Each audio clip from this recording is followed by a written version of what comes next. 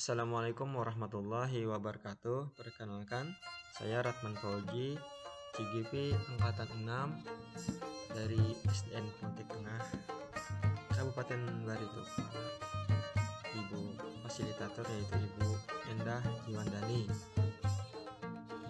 Pada kali ini saya akan menyampaikan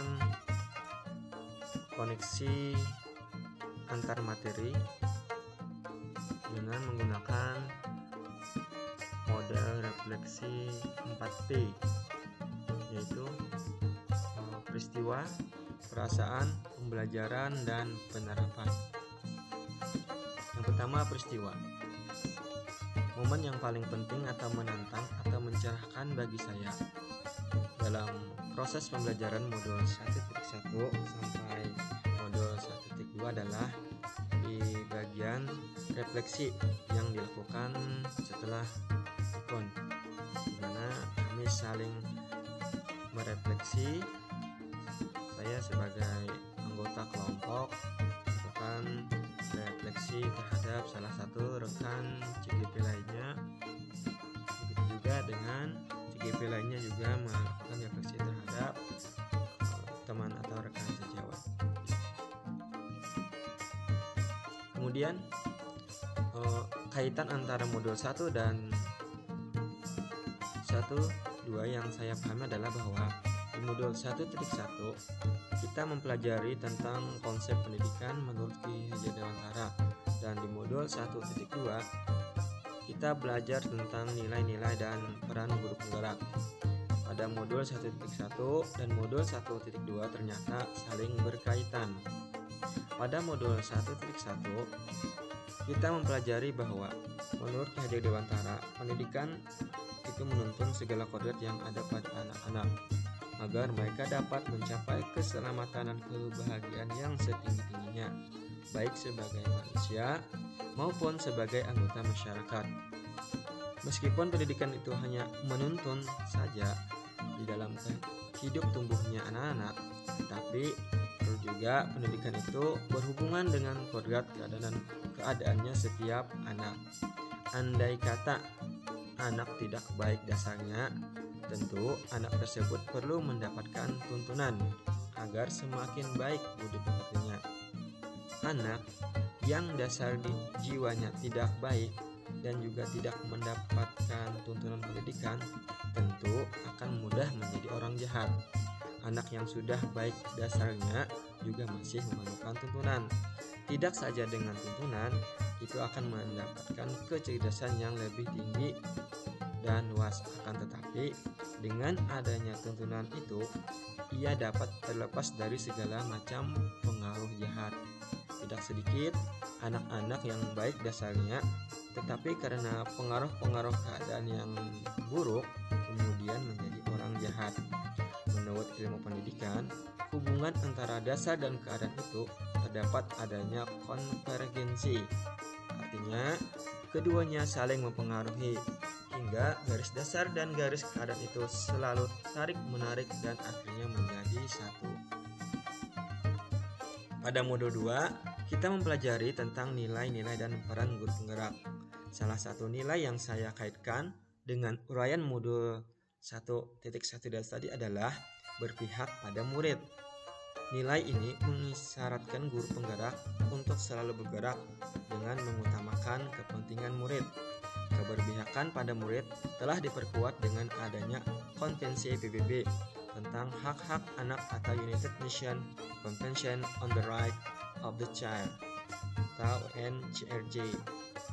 Dan kesepakatan ini telah melingkup 4 poin utama, yaitu perkembangan diri sendiri, penguatan identitas yang melingkupi anak, penghormatan HAM, dan penghormatan atas lingkungan. Poin penghormatan kepada HAM itu intrinsik dengan nilai universal manusia dan selaras dengan sila 2 Pancasila. Penghormatan terhadap lingkungan alam merupakan bentuk tanggung jawab dan perwujudan filosofi Ki Hajar Dewantara mengenai pendidikan anak yang selaras dengan kodrat alam dan kodrat zaman. Mengingat persoalan lingkungan alam, perubahan iklim, kerusakan lingkungan, dan lain sebagainya akan semakin nyata di hari-hari ke depan anak-anak kita. Jadi terdapat kaitan yang sangat erat antara modul 1.1 dan 1.2, di mana modul 1.1 kita mempelajari konsep bahwa pendidikan itu pada dasarnya adalah menuntun segala kodrat yang ada pada anak-anak agar mereka dapat mencapai keselamatan dan kebahagiaan. Untuk mewujudkan filosofis tersebut, filosofis menuntun itu perlu diperkuat lagi di modul 1.2, yaitu dengan mewujudkan nilai dan peran guru penggerak, di mana guru harus memiliki nilai berpihak pada murid sehingga terwujud peran sebagai pemimpin pembelajaran.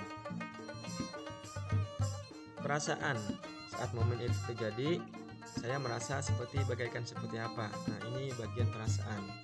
Perasaan saya ketika saya melakukan refleksi bersama teman-teman atau rekan sejawat, sedikit was-was atau khawatir kalau apa yang saya sampaikan akan menyinggung perasaan rekan saya, karena kita belum terbiasa untuk mengoreksi atau memberi masukan kepada orang lain.